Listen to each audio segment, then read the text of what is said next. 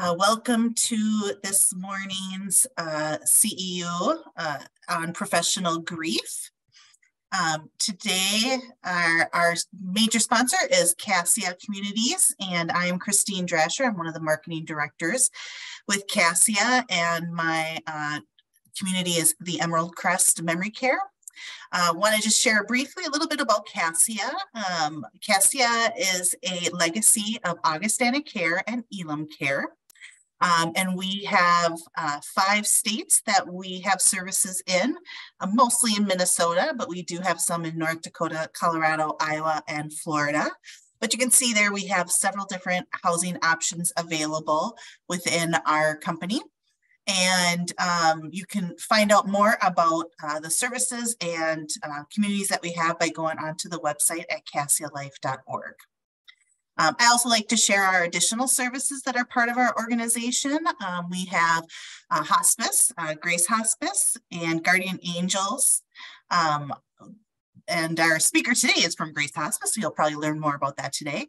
We also have home care with Guardian Angels, pharmacy services, medical supplies, and rehab therapy. So we're very proud that we have extended services throughout our organization and can offer those to our seniors at our housing communities. We do have some featured properties or communities for today's session. There's a few of us that put together today's event, and so I want to just give some shout outs to them and share a little bit with you about what services they offer. So if you have any specific questions about each of these or would like to learn more, their information is also on the screen for you to either call or check out their website.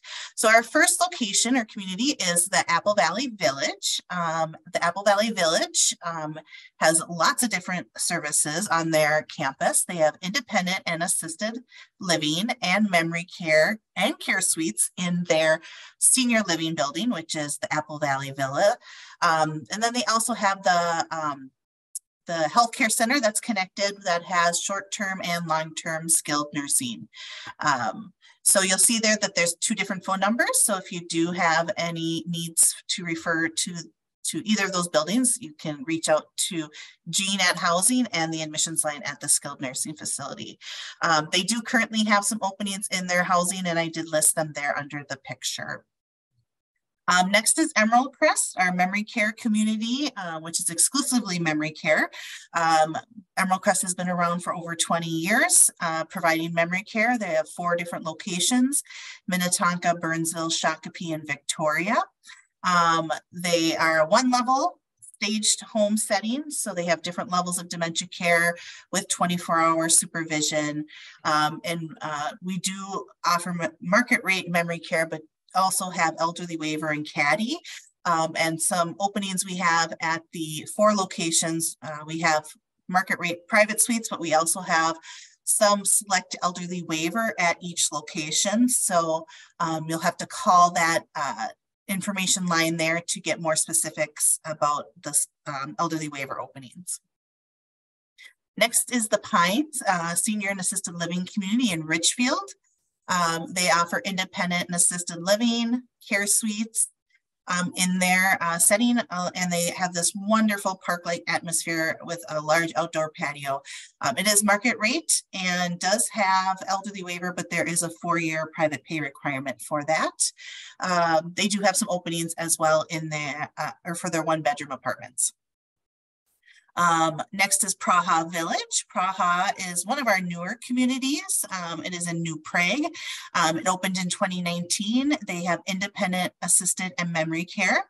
Also market rate, but does have some limited EW and caddy for assisted living.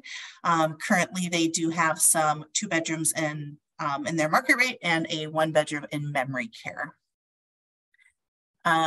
Regent of Burnsville is our location in the Burnsville area. It is right off of Early Lake.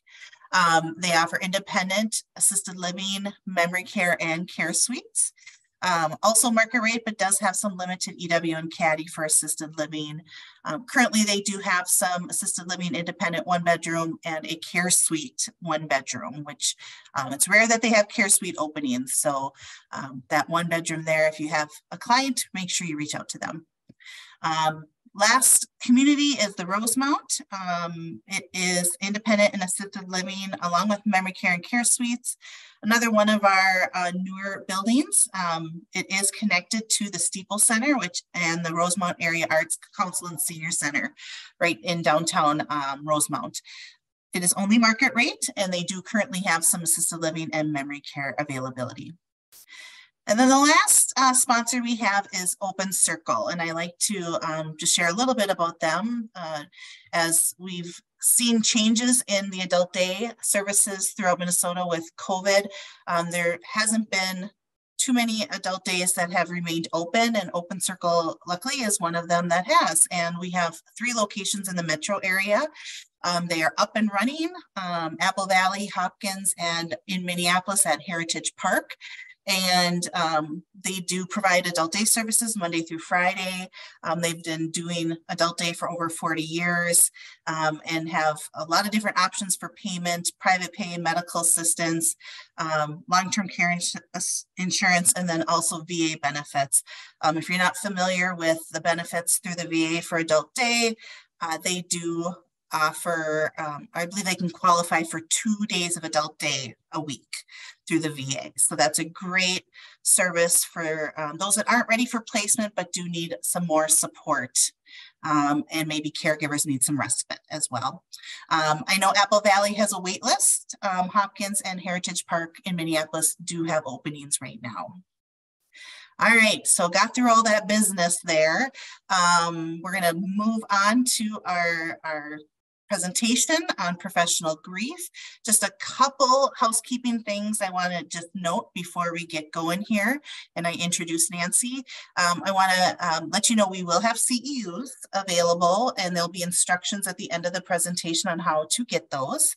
I will also be sharing with everybody who registered handouts and a link to the video afterwards once we get that up on the website, so you can share it with colleagues, or you can watch it again. So keep an eye out for that. And then also, if you can make sure that your mic and your camera remain off during this presentation, that would be helpful. And we will be doing some questions throughout the presentation, but we'll be using the chat feature for that. So feel free to throw questions in the chat. And as we go through the presentation, we will bring those questions up as we can. So, all right, so let's get going with our main feature for today. So I want to introduce our speaker today, which is Nancy Lloyd. Nancy is a grief support supervisor at Grace Hospice, which is a nonprofit hospice located in the Twin Cities. Nancy has over 20 years of experience working with individuals and families during the grief related to significant illness, end-of-life transitions, and bereavement. Nancy also has a passion for supporting health care workers, navigating professional grief, and working to find a healthy balance in their work. So we're excited to have Nancy with us today, and I will go ahead and pass it on to you, Nancy. Great. Thank you. As I look at that picture of me, I realize how long I've been at Grace Hospice. Yeah, that is definitely a younger me, but I am very excited to be with you all today. I thought I would start with my video on just so that you can see who it is who will be talking with you for the next hour, but I am going to go ahead and stop my video just to not be distracted. So why don't we do that? And then like Christine said, please, I want this as interactive as possible via Zoom. So comments as we go along, questions, anything like that, please put those in the chat and we can stop and address those along the way. But then at the end, there will also be some time just to come together and have some conversation and address some questions. So thank you, though, for being here for this important topic. It is something we don't spend nearly enough time talking about. So I'm just thrilled that you are all here. So with that, I'm going to stop my video and start sharing my screen.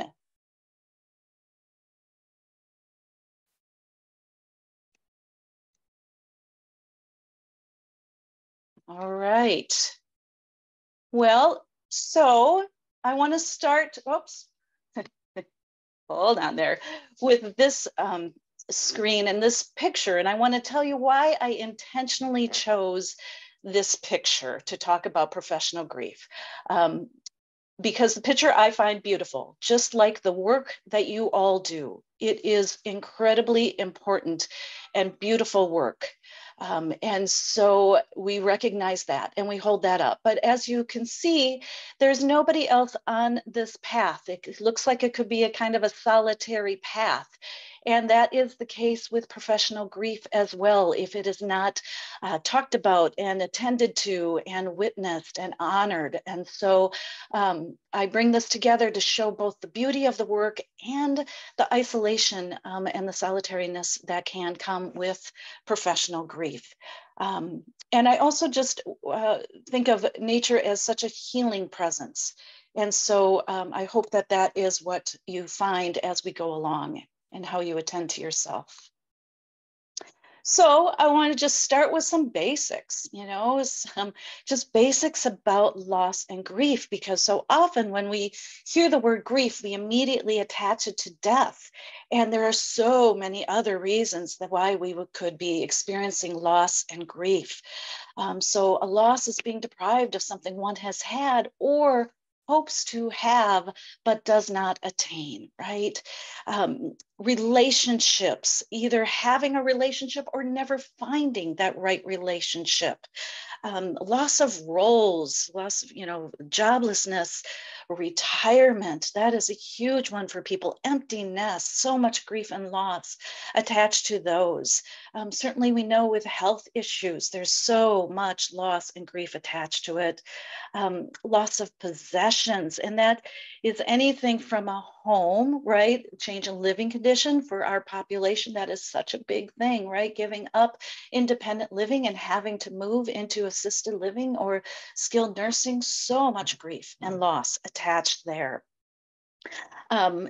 Dementia, right? The long goodbye, the loss upon loss upon loss that happens with that disease, as well as just the aging process, right? So much loss of independence, mobility, eyesight, hearing, just in general good health.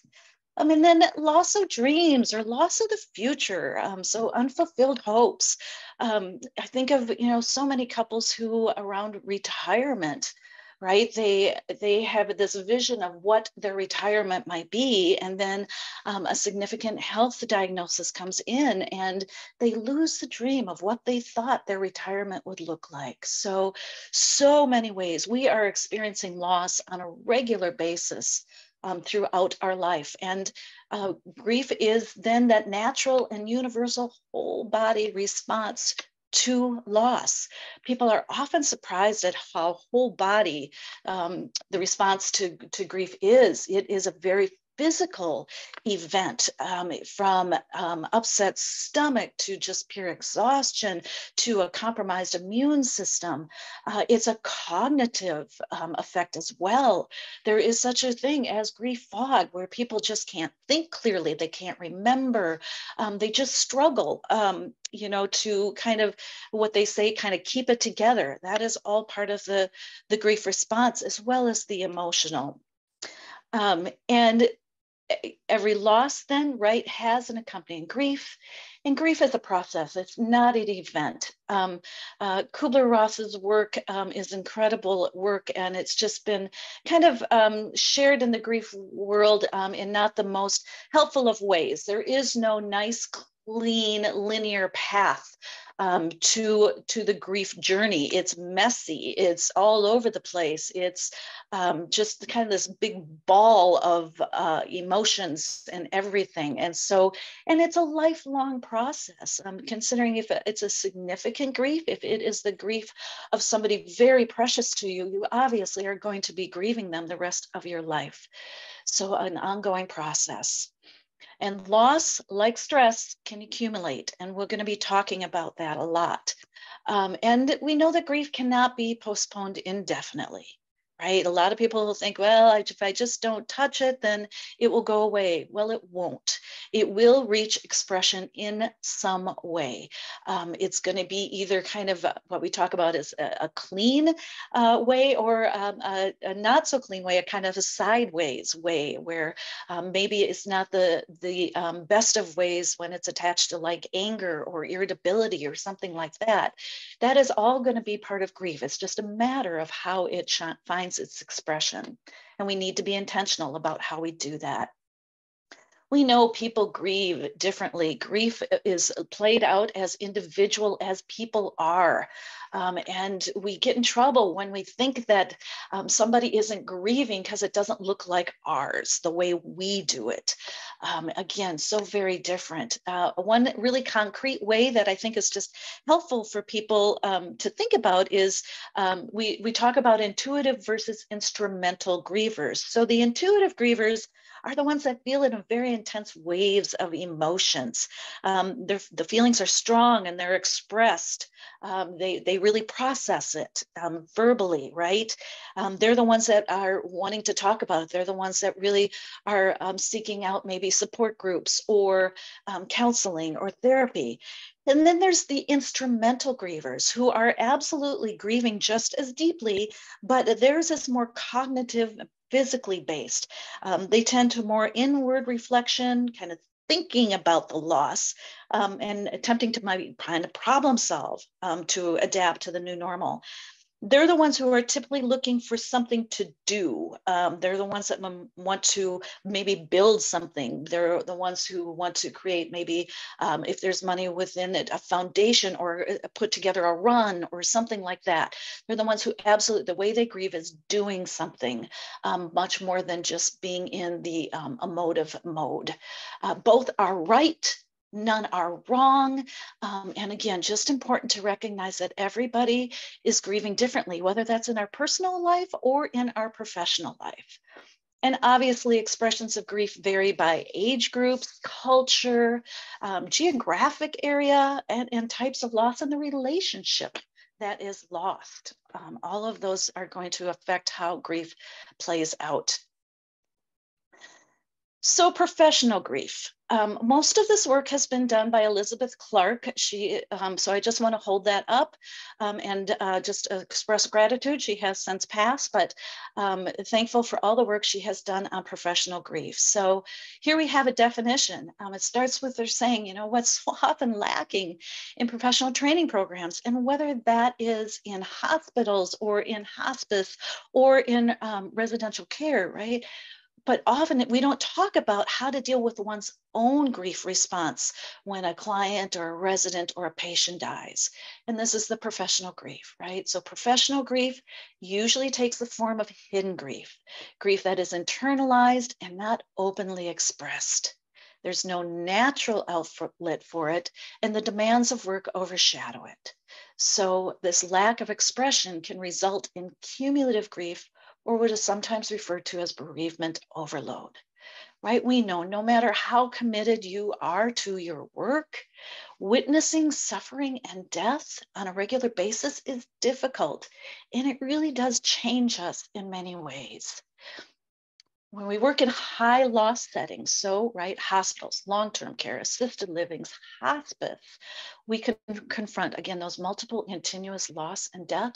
And even if it's expected, it still takes a toll. So that bereavement overload, what that is a grief that is brought on by the occurrence of multiple losses with little time allowed for separate grieving. And really that showed itself for us in so many ways in the height of COVID. We know that there is a delayed grief response. We are still processing and unpacking everything that happened, especially in our facilities, our assisted livings and our long-term care. Just that intense amount of death is, again, we're still working through that. And while we acknowledge the personal grief of family and friends, we don't talk much about the grief involved in personal settings, professional settings. So again, thank you for being here to do that. There's often this expectation that professionals who work in these high loss settings somehow become used to death and dying. That's not the case. And it's unrealistic expectation for us to have on ourselves or for others to put upon us. Familiarity alone with death does not necessarily make it easier to accept the loss or to manage professional grief more effectively. When we think about it, right, there are not many professions where you are working, where you're truly developing a personal bond with someone or their family who is in your professional care. And then even less professions where this is happening towards the end of a person's life. When we're entering that phase in somebody's life, there are so many emotional challenges that can arise, ethical dilemmas, chaotic family situations, right? Maybe some moral distress in there, and you're caught in the middle of it all.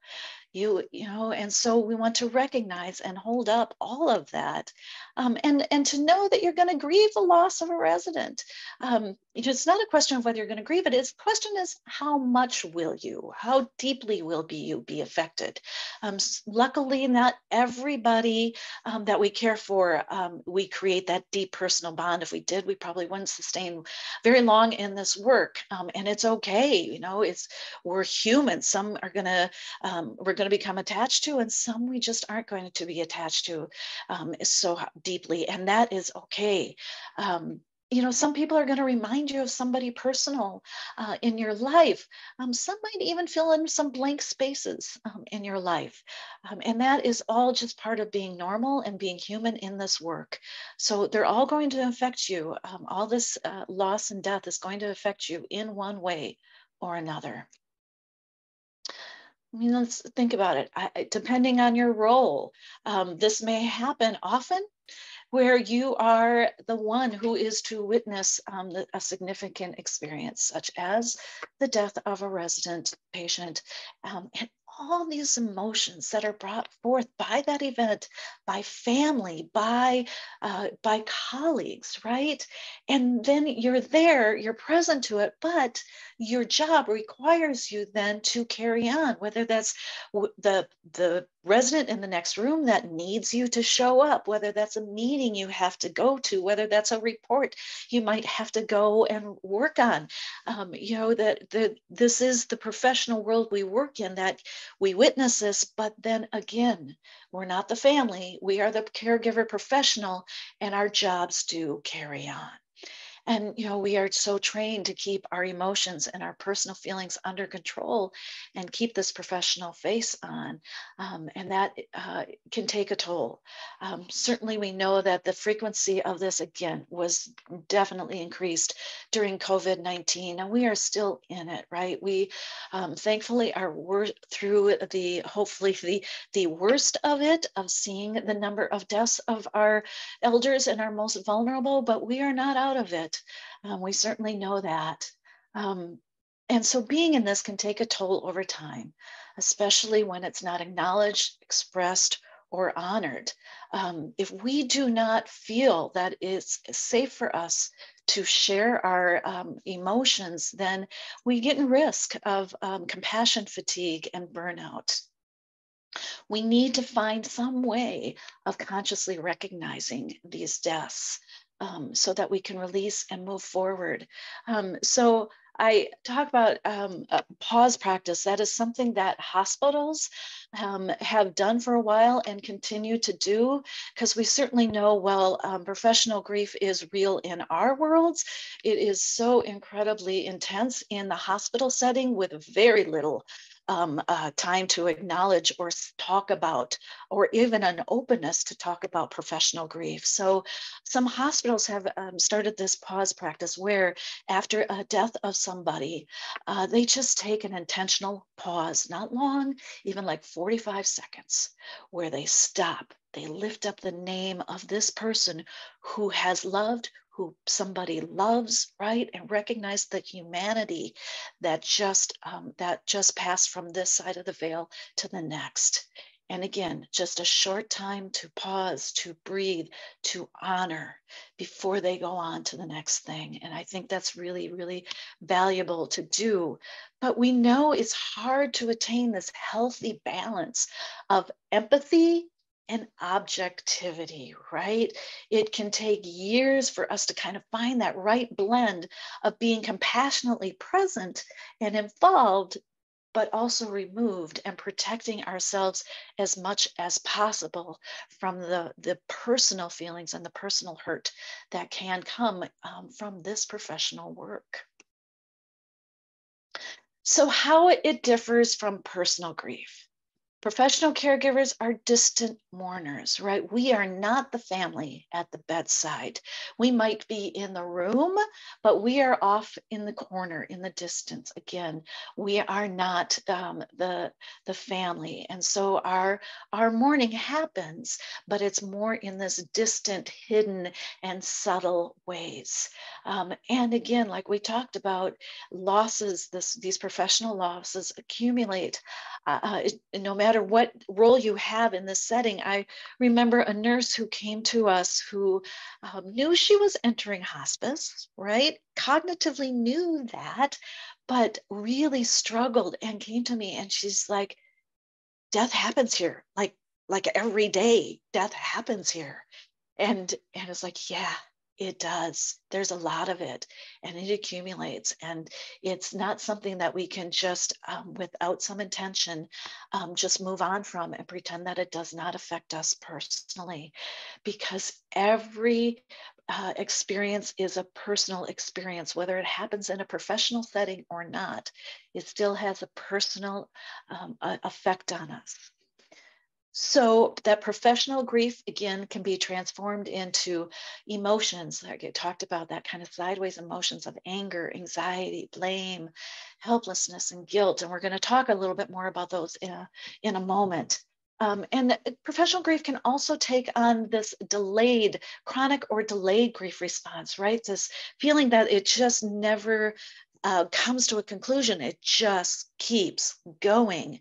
That delayed grief response, again, was intense, not just in our worlds, but in the world in general, especially during COVID, because we lost all of our traditional ways of processing our grief, of knowing how to attend to it. And still we're unpacking that. And it's still a big discussion in the grief world about that. We have this delayed grief response. And again, still just starting to unpack all of that and how we all have been affected globally by this. And professional grief, if it's not well attended, is a significant cause of burnout. The other way that professional grief is different from personal grief is that when we deal with a personal loss, we have our built-in support systems, right? We have our people, we have our own rituals, our own memorials. You know, much of our personal life, most of our personal life is seen and shared with people we love and who love us. So there's that built-in support. But professional losses, again, are internalized, right? We may go home to those that are closer to us and say that we've had a hard day or that someone in our care died, but we can't share and they don't share much in that experience. And the reality is that those closest to us in our personal lives may not want to hear much or be much involved in that. We have chosen to work in these professions, right? But our family and our friends have not. They have chosen to work in whatever their professions are and whatever burdens come with their professions. And so we cannot expect them to be our support or to even really understand the effect of professional grief. And so that is why our colleagues and our peers are so important. And we're going to talk about that a lot. So again, just some ways that professional grief differs from personal grief. So ways that the loss of a patient or resident could affect you as professionals. And I'm going to throw some out, but please, if there are other ways that you want to put in the chat and talk about, please do that. But obviously, first of all, is a loss of relationship, not just necessarily with the resident, but also the family. I have to believe on your side that there are, again, those residents, those families that you do create that personal bond with, even in this professional environment. I know in hospice care, working with the bereaved after the death of one of our patients, especially if that patient has been in a facility, I am working with the bereaved on all the secondary losses. The primary loss is the death of their loved one, but those secondary losses, especially if their loved one was in a facility, is the loss of the facility staff that they have become so close to, the loss of the other families that are there. Like if the bereaved is always there feeding their loved one a certain time, the other family members that might be there, they create bonds. You see it. They create the support system. So all of these things are lost with the death of a loved one. So that relationship on both sides, from your side as working in facilities to the family, the bereaved side, those loss of relationships, just grief related to the identification of continuous pain experienced by families, right? So the families, this is their first death of this particular person. Maybe it's their first significant death they've experienced.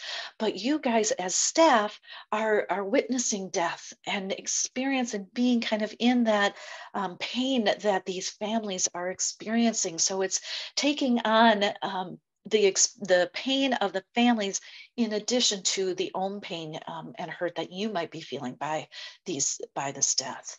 And also to just talk about that, and not just death. I've had people who work in facilities talk about they grieve another loss by a resident, whether that's the progression of dementia, and grieve the loss of maybe being able to talk, being able to have this relationship in a talking way, and being able to share that way, and then all of a sudden they lost their ability to speak. That all of those losses that can be happening outside of just the death.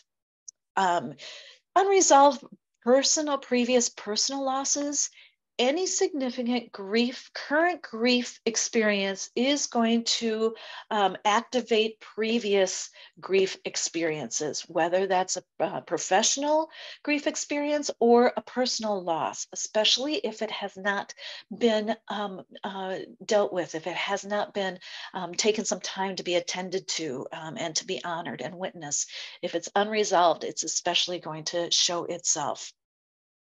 Grief related to just facing our personal mortality. How can we not when we are working so close to end of life and death? For some, there is an embracing of that.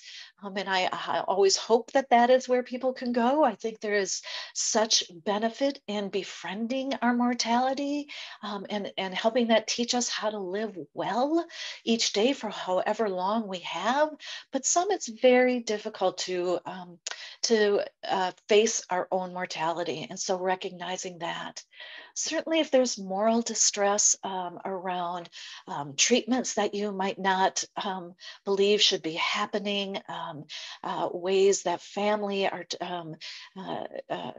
treating each other, and just all different ways that some ways that you feel is a real deep moral distress for you. So again, I would really invite you, if there's other ways that you have experienced professional loss and grief that you would like to share, that maybe others haven't been able to even acknowledge or recognize. So really would encourage that. We'll take just a few moments to see if anything comes up on the chat, or if any questions or comments about anything we've talked about so far. Any questions, I would really love to hear from anybody.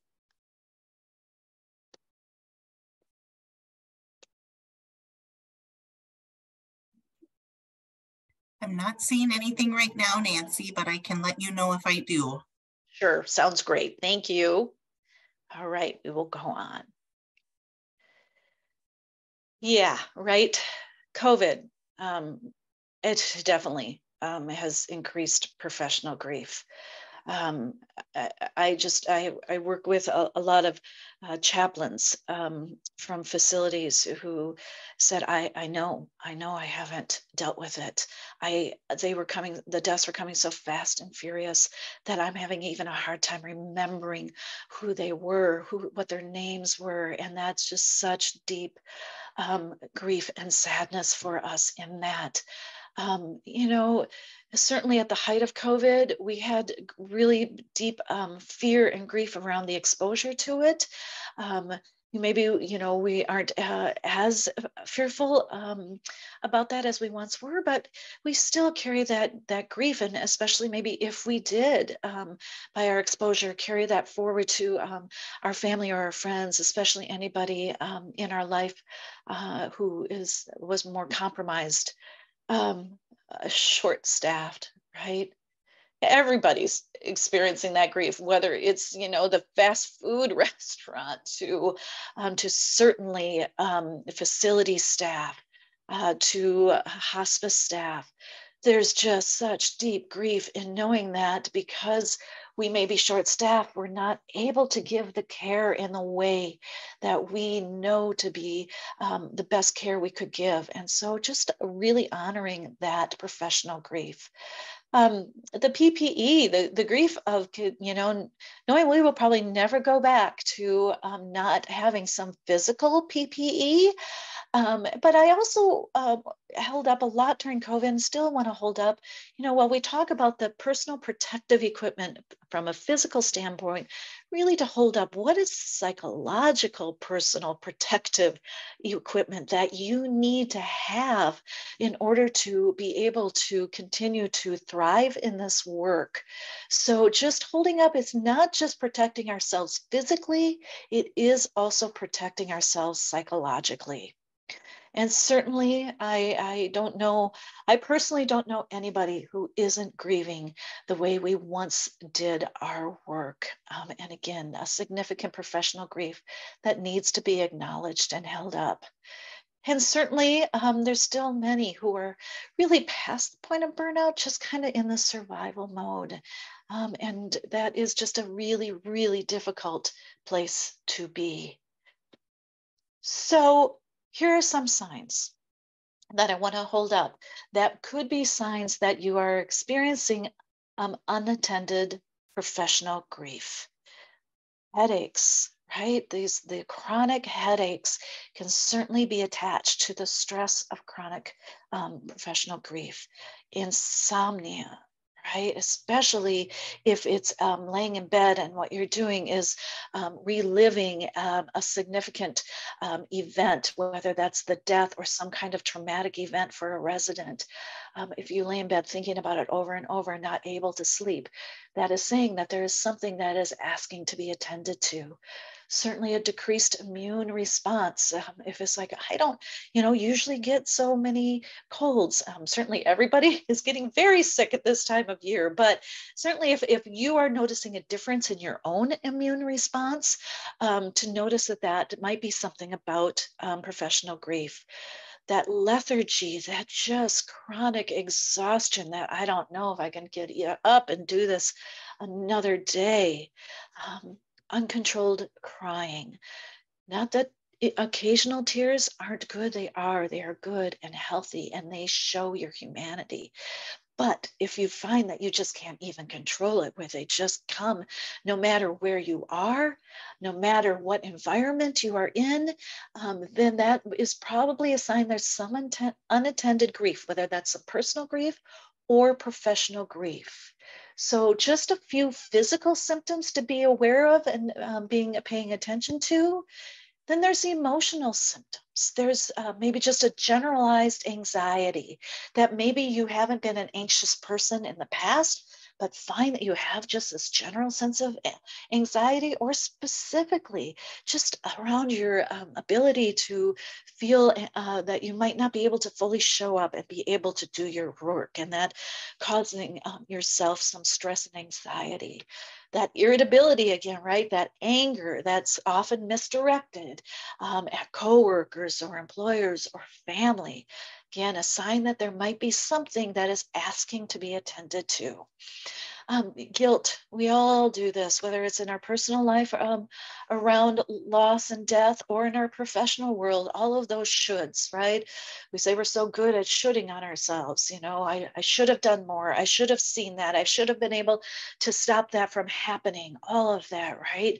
All of those regrets that we might carry. And, you know, what I say about those is we all have them. They're normal to have, but they are not healthy to hold on to. If you have a regret or a should haves, then take the learning from it and move it forward, but do not get caught in it. Nothing good comes from that. Nothing life-giving comes from that. Take it as a learning if there is one, but often what we think we should have been able to do, there was no way we were going to be able to do, right? We somehow think that we are superhuman and we can stop things from happening that will just happen. So again, really being attentive to not shooting on yourself. And again, if there was a learning to learn, fine. Take it, move it forward in your life, but do not let yourself get stuck in it. That is not good for anyone. Some feelings of helplessness, no, not trusting your ability to help others. This is a feeling of, I don't know. I don't know if I can keep doing this. I don't know if I am really effective in my work anymore.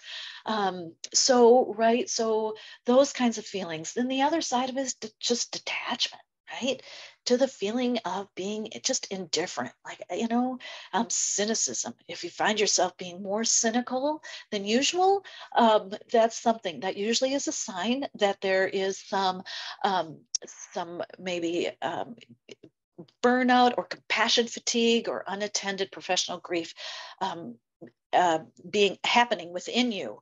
And certainly like this loss of hope of it's never going to get better. This never going to change, never going to get better. And then certainly neglecting self-care. Now, maybe you are somebody who always neglects self-care. There's a lot of us who fall into that. But certainly maybe if you are been somebody who knew that at one point you were pretty good at self-care and have suddenly realized, I used to do this to help myself. I used to take more of a walk, or I used to spend more time in quiet, whatever it is, and realizing, oh, I'm not doing that anymore. I'm not really being attentive to myself anymore. Then again, something to pay attention to and hopefully start to move into being able to care for yourself better. And so that moves us into this idea of professional grief and self-care. As we've talked about already, right? Working in these high loss environments requires that balance between engagement and detachment. And this balance requires ongoing self-monitoring, right? That am I falling too far over to being too engaged, too personally involved and affected by this? Or am I falling too far on the side of detachment where I'm just not even, this is just what happens in the work. It's just a part of it, and feeling detachment. So it's this, like I said, ongoing self-monitoring of finding this really kind of difficult and sometimes fine line of being able to balance it all. And again, that whole idea of familiarity with death doesn't necessarily make it easier to accept or manage. We have to find that constructive way to acknowledge and feel your emotions, however that is. Again, whether that is more in that emotive way or in that more constructive way of doing something. And we'll talk about that in a little bit, in order to continue to do your jobs well, in order to show up well, to show up as wholeheartedly as possible and avoid that compassion fatigue and burnout. We cannot stress this enough, that taking care of yourself is not selfish. It is a requirement. We know there's so much talk about self-care, and there's so much sense of, yeah, that's all good talk. Where's that going to fit into my life? My life is so busy. I don't, blah, blah, blah, blah. And I get that, and I fall into that myself sometimes. But when I step back and realize literally, it is a requirement for the sake of ourselves, for the sake of those we serve, work with, live with, and interact with. We need to find our ways of staying healthy, mind, body, and spirit. And dear Pima children, I love this. Compassion for others begins with kindness to ourselves. One thing we are not good at is self-compassion. And so I am always one that wants to always be talked about starting with compassion and kindness for ourselves, because it is only when we are there, deeply rooted in that it can truly come forward to those around us in a healthy and wholehearted way. So, what can you do? First thing I want to hold up is I do hope and pray that you take the time to step back and value and recognize the importance of the work you do, no matter what your role is, no matter what part you play in your work. This is incredibly important work. Caring for our elders there's no way to hold up how important this work is, but it's easy to lose sight of that in the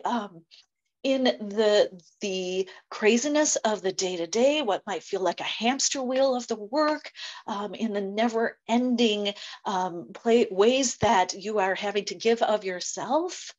So take the time, value, recognize the importance. Take time to reflect on your particular role and intentionally recognize the contributions that you make to your work. It is so easy for us. We are just kind of wired to go straight to, again, that would have, should have, why didn't I could have done more, blah, blah, blah, blah, blah. We, for whatever reason, that's where we go. We need to intentionally say, but you know what did I do? Yeah, you know what? I made some really important contributions to the wellness, to the well-being of that particular resident and to their families. So intentionally recognize the contributions that you make. If we stay connected to the meaning of the work, to our contributions that we make in the work, that is going to go far to help us continue to thrive and show up well. Having that peer support system is utterly crucial.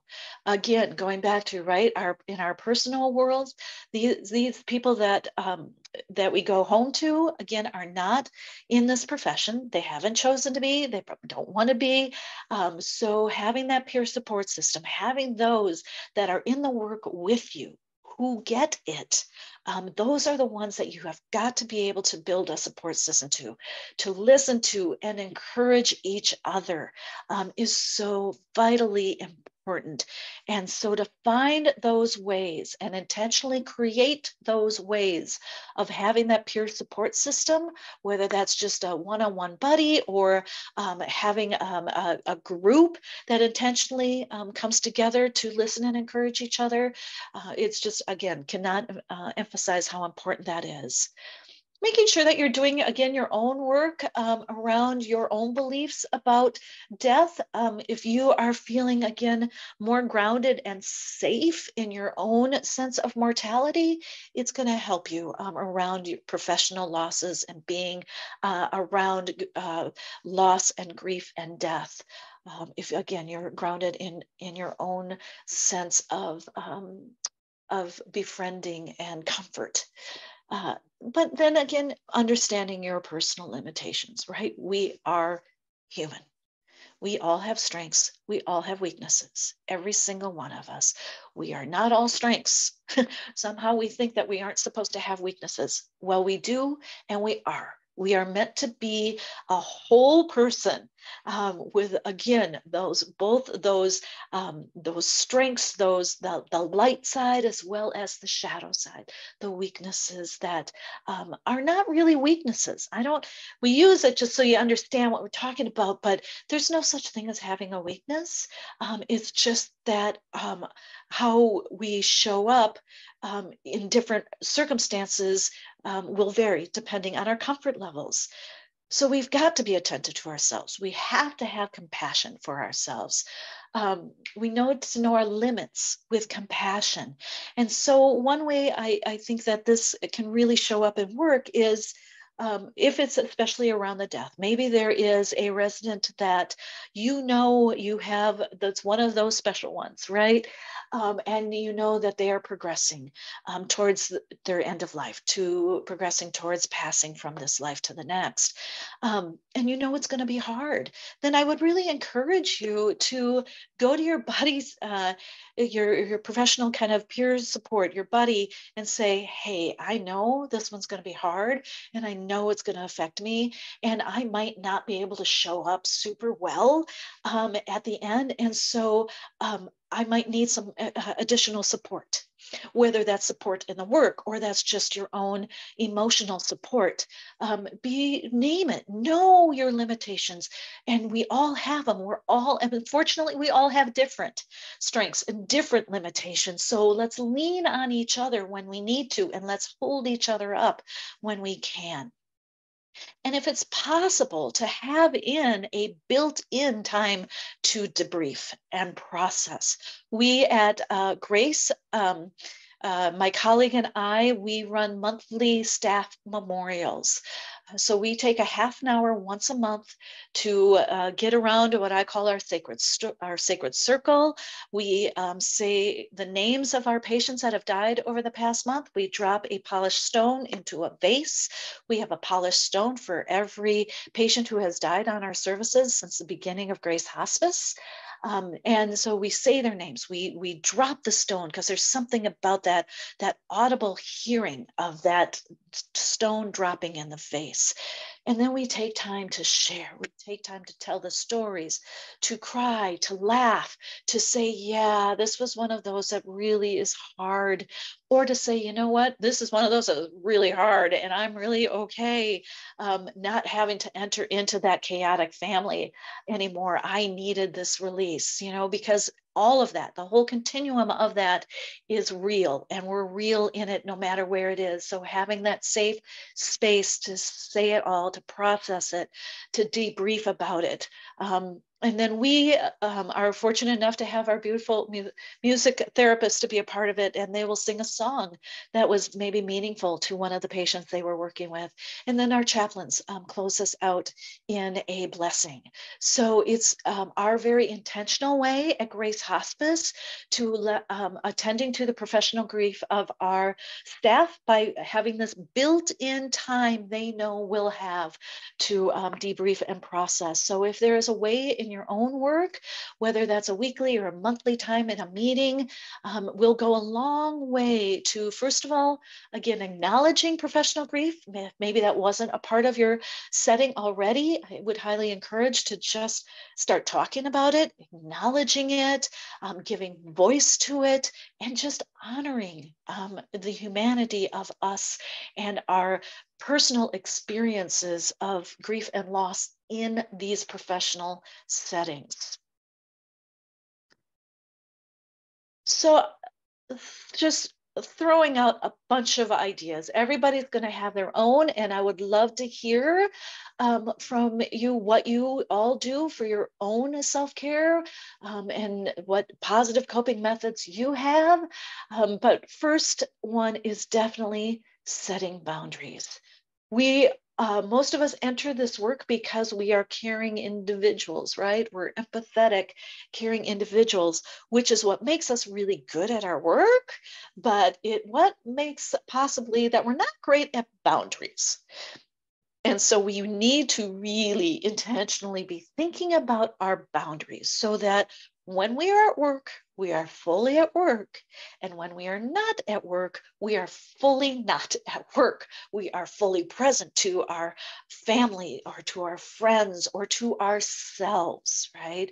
So getting really good at boundary setting, if that's something that you're not necessarily skilled at, we talk a lot at Grace Hospice about finding some kind of rituals, especially at the end of the day, that once you leave workspace and enter your personal life, your personal space, whether it's getting into your car or entering your home, that there's some kind of a ritual. We'll talk awful lot about badge rituals, where you take off your badge, you always put it in some place.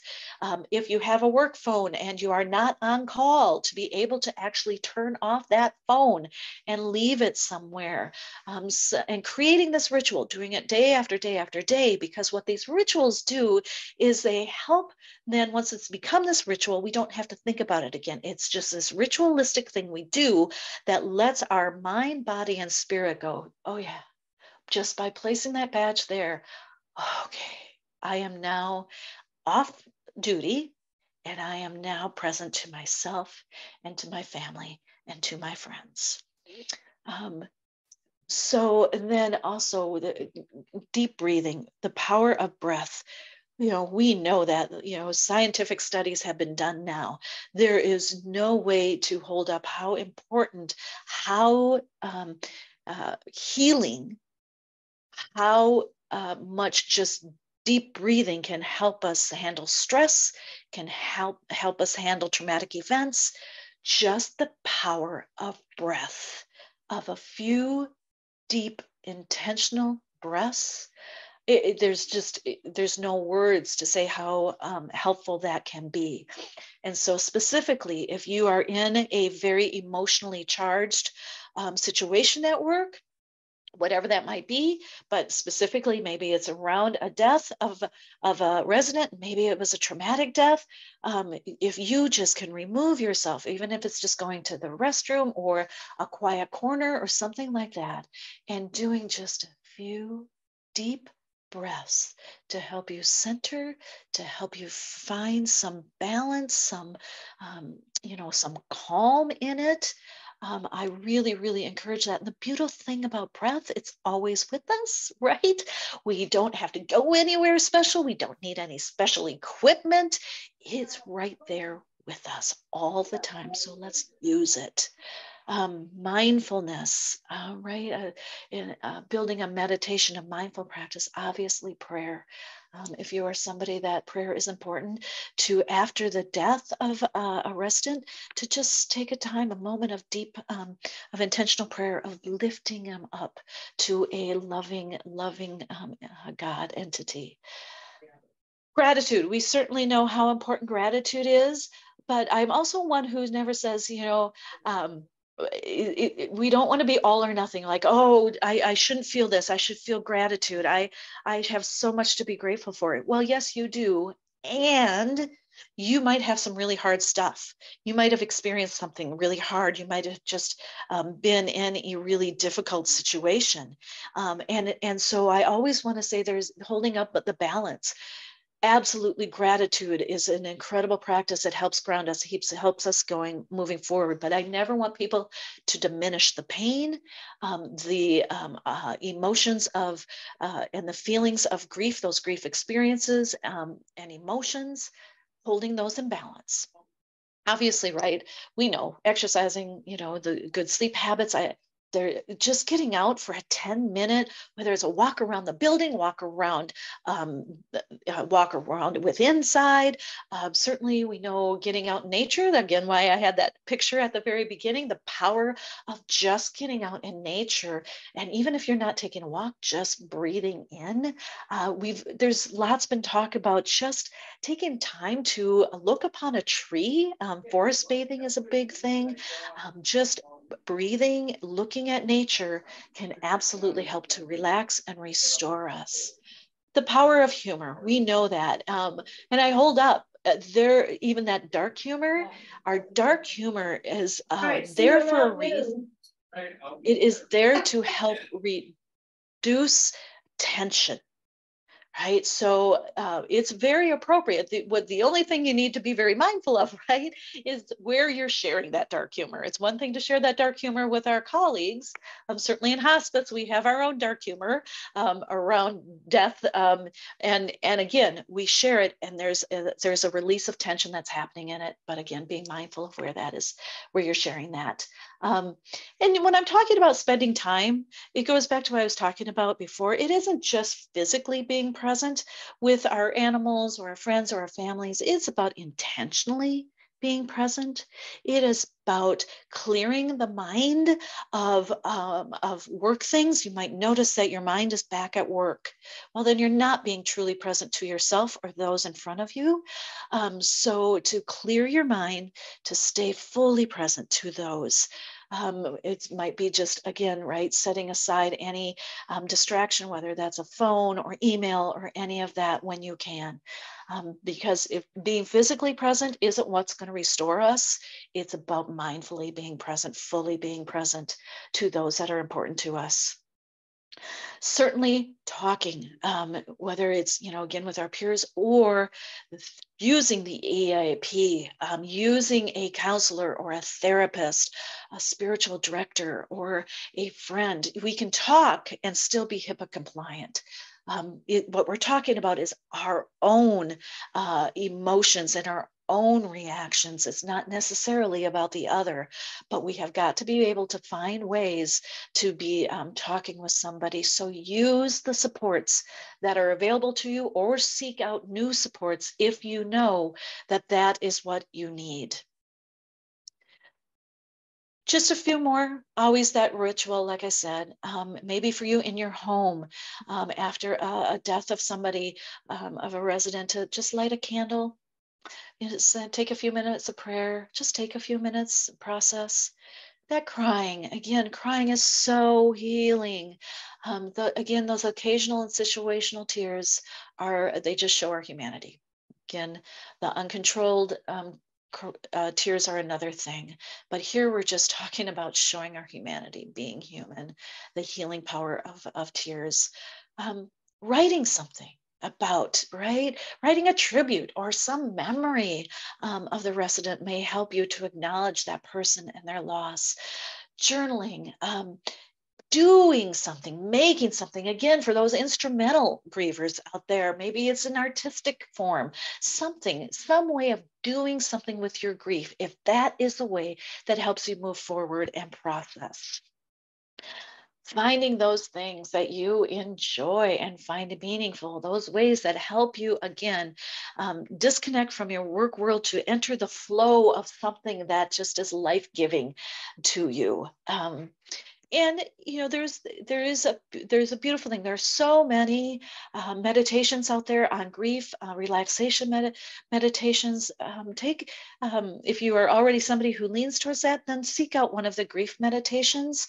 But know how powerful, if you haven't tried a guided meditation, it can be really helpful. Really big, important one here. Just your well-being. What is it that you do for your own well-being, big and small? It can be really helpful to keep that list of what keeps me grounded, and post it somewhere where you see it on a regular basis. I know I have made a list when I'm in my better places of, yeah.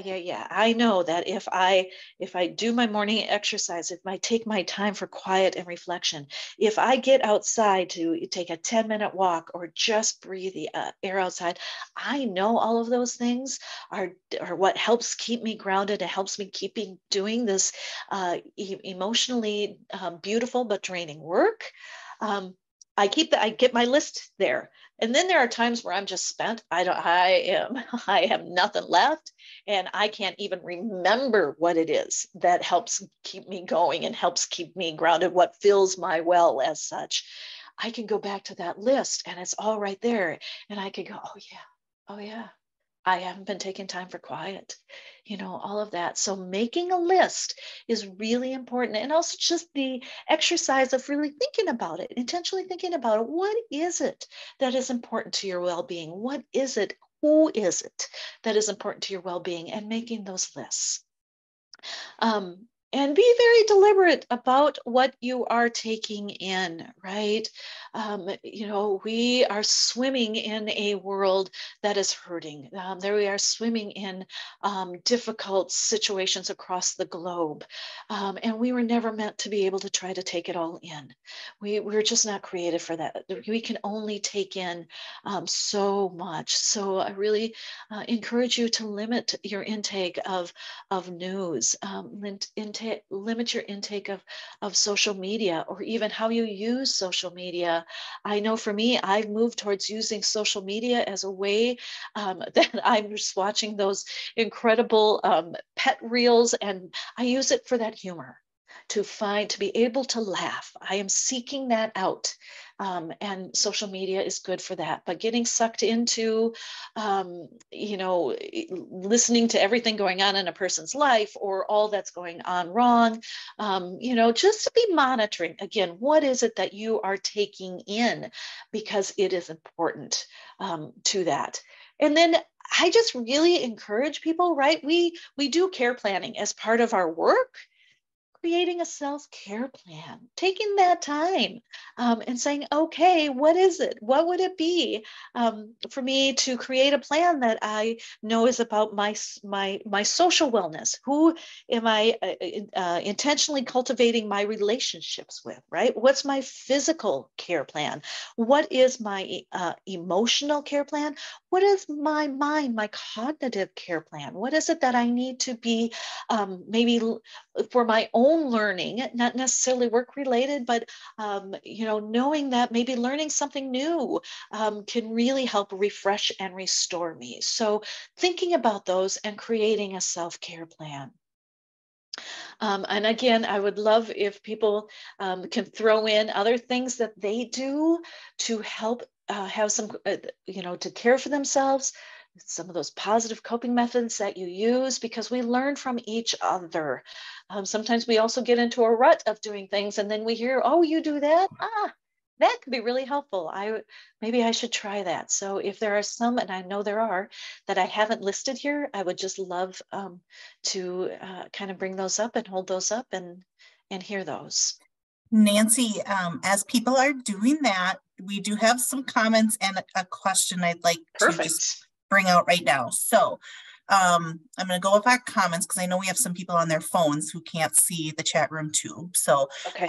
Julie said, after working in hospice where loss was to be expected, COVID did hit hard and fast. Yes. I agree that I struggle to even know how many of my clients died. And at the same time, we were all fearful of how COVID might affect us or our loved ones.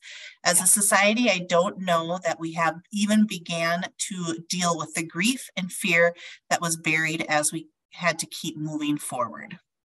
So that's from Julie, very insightful. Yeah. Very insightful, and really just want to pause and say, Julie, you are right. We have yet to really begin to unpack it all. And not quite sure how we're going to do it, but we're carrying it. So thank you for lifting that up. Yeah. Haley said, I know I personally had a very hard time with COVID and processing my grief. I lost so many people so quickly, and I did not have the time to process those deaths. I did burn out. I have felt guilty about it, like I should be able to just power through and continue to care for others. So this education has been very good in making me feel like it is okay and gives a name to my feelings. Thank you. So that's Thank you. Thank you for, recognizing, right, that there is this, we've had this expectation that we're just supposed to power through. No, that's just plain no. And so, again, paying attention to our own emotions and reactions. Yeah. And then Corey did have this question from when we paused earlier. I just didn't have time to get it out. They asked, can you give an example of someone who is struggling with grief from a coworker, specifically if they need intervention? So coworkers, like that, the coworker is, well, it doesn't really matter whether it's professional grief or a personal grief that they're carrying into their work world.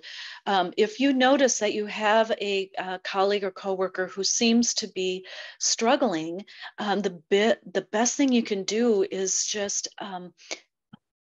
ask them what is going on, to open a space for them to, but it has to be, you have to show up real and authentically in order for it to feel safe for another to share about what it is that they might be experiencing or feeling, especially, again, going back to what we've said, in a work setting, sometimes there's this fear that I shouldn't be feeling this. I should be a professional. I shouldn't be having this grief reaction.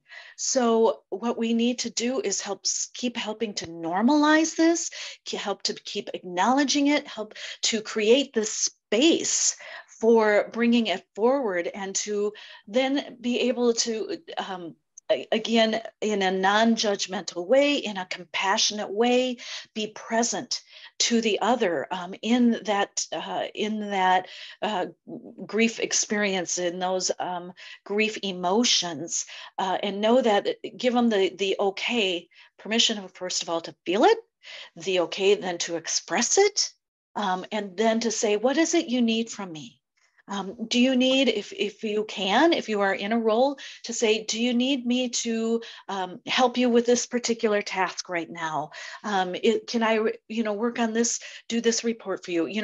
Depending on what your role is, where you are with each other, but step forward and ask, is there something I can do for you right now? Because I see that you are struggling. I see that you are in your humanity, and I want to show up to you in my humanity. And how is it that I can best support you right now?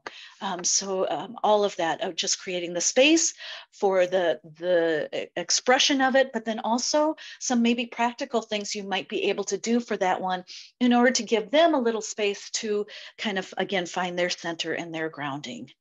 Does that answer the question, hopefully? Yeah, Corey, if you need more specifics, go ahead and put that in the chat. So we'll see. And then Michelle has a question regarding psychological PPE. Can you please give a few examples of psychological PPE that we wear into a visit along with our physical PPE that we need to have in order to continue in this work? Right.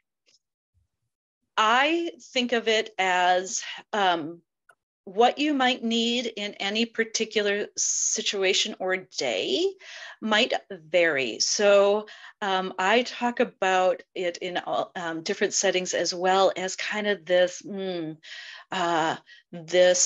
shroud we might put around us, this maybe armor or this guard. If you know that you are feeling a little depleted, then that psychological PPE will be, about intentionally bringing forward some energy, some ability to be able to show up because you have to, even though you want to. Some intentional grounding of, okay, my psychological PPE is right now is going to be some courage and some strength and some energy to enter into this situation. If you're feeling really disquieted or anxious about things, that psychological PPE will be this, okay, I'm going to enter this. I'm going to shroud myself in some peace, in some calm. I'm going to intentionally be in that space before I enter into this. So it is about whatever it is, not just, again, protect yourself physically, but what is it you need to do to protect yourself psychologically? Maybe it is a distancing. that you need to have, where I'm going to show up and I'm going to do what it is that needs to be done right here. But I am, because of where I am right now, the limits of what I have, where I am in my space, I need to create some emotional distance from this.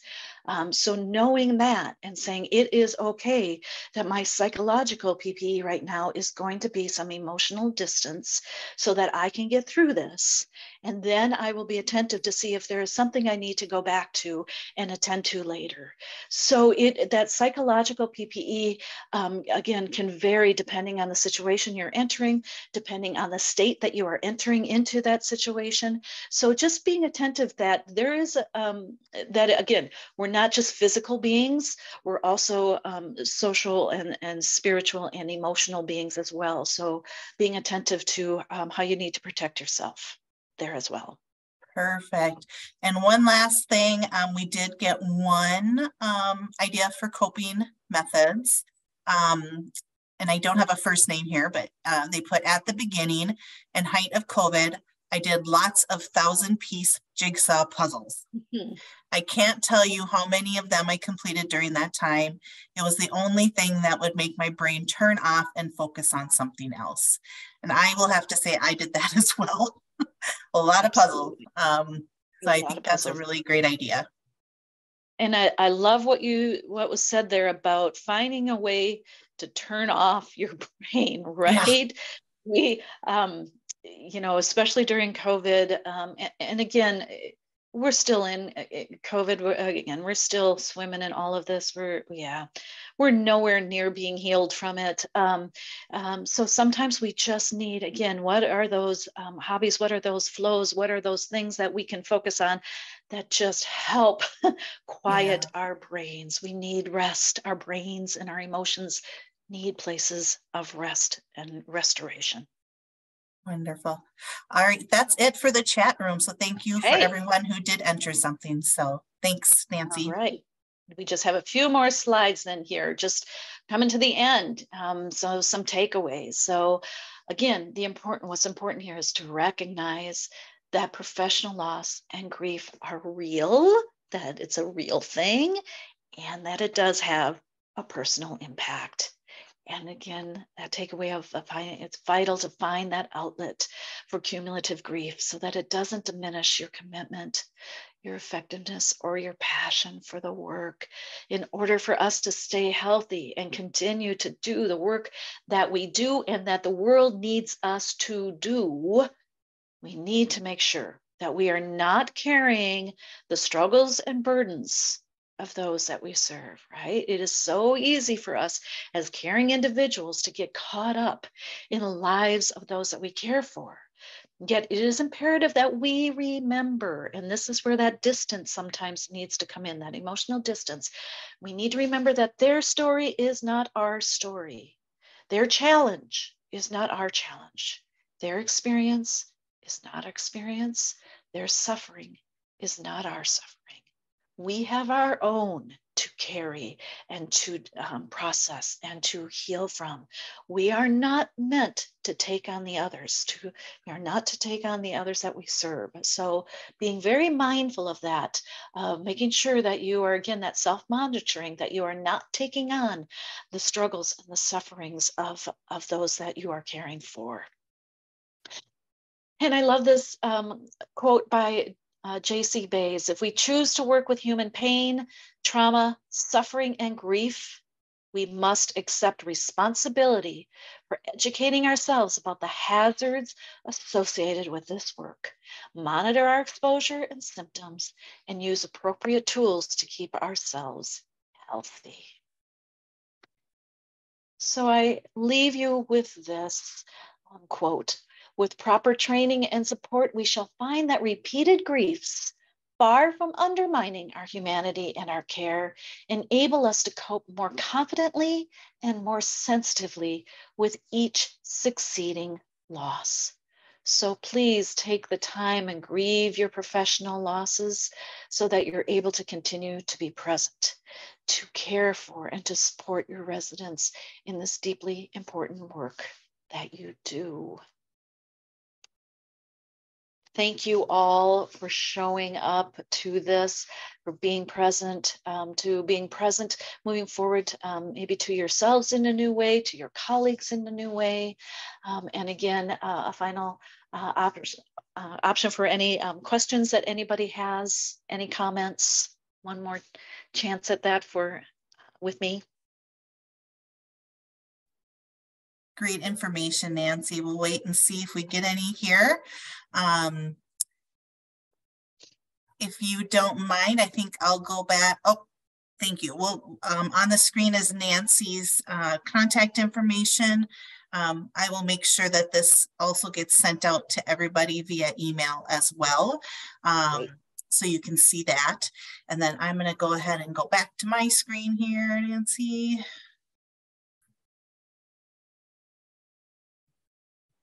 All right. So far, no questions, but please if you have any, feel free to take the time to do that. I'll just keep talking here while we wait and see if we have any. But again, thank you all for attending. And I know that many of you would like a CEU sent out to you, and I put in the chat, but it's also listed here. To receive your CEU, please go and complete this real quick survey link. It just basically is your contact information and just a few questions about today's session. So if you can complete that, then I'll send out a CEU to you probably within the next few business days. So if you can do that, I'd appreciate that. And then I also want you to mark your calendars for our next virtual CEU. We do have several of these coming up throughout the year. So the next one will be in May. Boy, thinking about May really makes me smile right now. It's going to be on Who Should I Be Speaking With? And our speaker is Mary Frances Price. She's an elder law attorney with Moss and Barnett. And so she'll be talking about, the different fiduciary roles that you as a senior worker may encounter. You have the healthcare agent, power of attorney, attorney in fact, trustee, co-signer, all those individuals, and who's responsible for what, and who should you be talking to. So I think that'll be a very good session. So mark your calendar for that. Everybody who has registered for the last 2 sessions will just get an invite for that. So you should get that through email. So, all right, I still don't see any other questions. I want to thank you, Nancy, for the wonderful information. I'm actually planning to share it with several of my coworkers. So thank you for that. And do you have any final words? Not really, not other than, again, I hope that this is, helpful and valuable information that you can take forward. And I love hearing that you're going to share it with others. I hope everybody does. It's important conversations to be having. Thank you. Thanks, Nancy. All right. Thank you to our sponsors, and everybody have a great rest of the